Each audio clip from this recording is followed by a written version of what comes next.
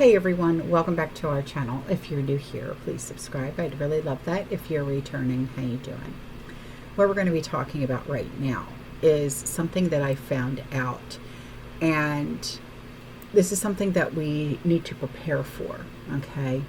Whether it's stockpiling, whether it's filling in your gaps, whether it's amping up any kind of prep that you feel is necessary. I want you to go ahead and start doing this, okay? It's time to buckle up, all right?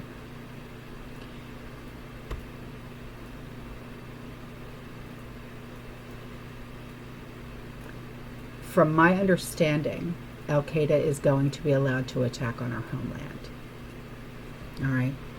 Now, I'm going to read something to you, all right?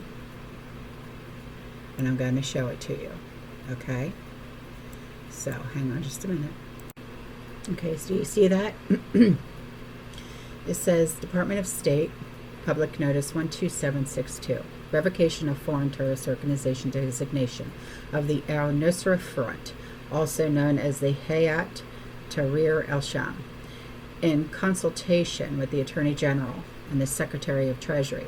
I hereby revoke the designation of the Al-Nusra Front, also known as the Hayat Tahrir al-Sham, and other aliases, as a foreign terrorist organization pursuant to Section 219A6A of the Immigration and Nationality Act 8 U.S.C. 1189A6A. This determination shall be published in the Federal Register. This revocation goes into effect upon publication. This was dated on June 23, 2025, signed by Marco Rubio, Secretary of State. Now, when I was looking into this, the United States is revoking the designation, okay, as a foreign terrorist organization, or FTO. This revocation, which is effective as of July 8th, aligns with our president's promise to deliver sanctions relief to Syria. This decision follows the Syrian government's commitment to combat terrorism and the dissolution of HTS, as announced in January of this year.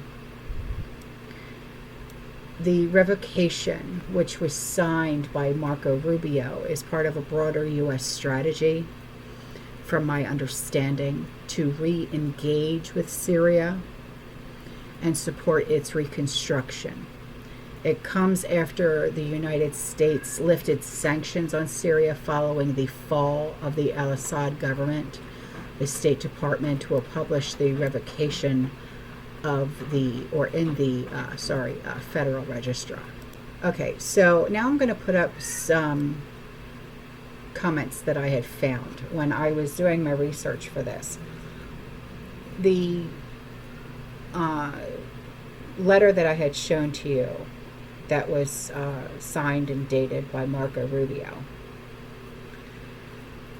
This comment was posted by the poster of that letter. Her name is Sarah Adams. If you have ever watched podcaster Sean Ryan, okay, she was on his show. And this is what she had to say. All right. Rubio has zero expertise in counterterrorism. When he got into his current role, he stood next to the main financier of ISIS in Turkey and tweeted that they were going to fight ISIS together. This administration isn't taking terrorism seriously, and a lot of people are going to lose their lives. So then someone had commented to her about this letter, and they said the premier question is why? Why is it in their best interest to knowingly permit what is about to happen because of extraordinarily bad decisions, when clear, informed advice is provided to the opposite? It's the same feeling watching it happen on 8/6/21 and being ignored. So then she in turn replies to this person and says the problem is that they haven't been honest yet, and that they're being played by the Taliban, so are making the same intel sharing and counterterrorism agreements with Giuliani like it will work. All the level-headed people in the government have told me nothing will change until after an attack. So we just have to watch the train wreck. That's why we've shifted to preparing communities. So the way that I'm looking at that and the way that I'm taking it is they're just going to allow us to be hit, and then they'll say, and then we'll do something about it. Wait a minute. If you know that this is going to happen, why don't you stop it before it happens? I mean, I know easier said than done. Okay, I get it. But with the way that our military is and the technology that we have, do something. Stop it. There's got to be a way. And then to say that, and this is from her, what she's saying, and then that's why we've shifted to preparing communities. How have you shifted to preparing communities? Has anyone gotten the memo? That, hey, listen, maybe it would be best if you started preparing and stockpiling, because this is what we know. We're going to have another attack, another 9/11, or whatever the case may be.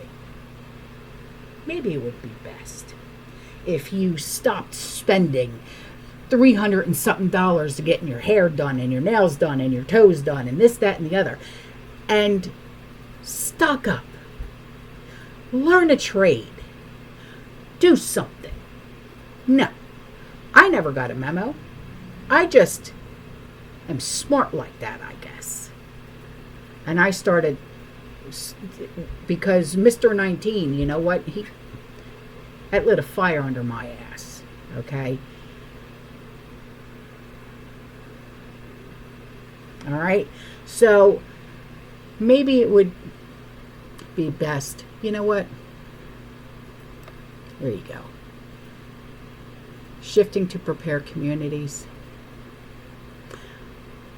I'm going to amp up on my prepping videos, okay? We're going to go back to basics. And we're going to learn how to prep from Prepping 101. We're going to start all over again. And then hopefully someone would say, oh my goodness gracious me. Maybe there's a reason why she's talking about this. And we'll just take it from there. All right, guys, I'm out of here. I will see you in the next one. You stay safe, you stay positive, you keep prepping. And as always, fear less and God bless. Ciao.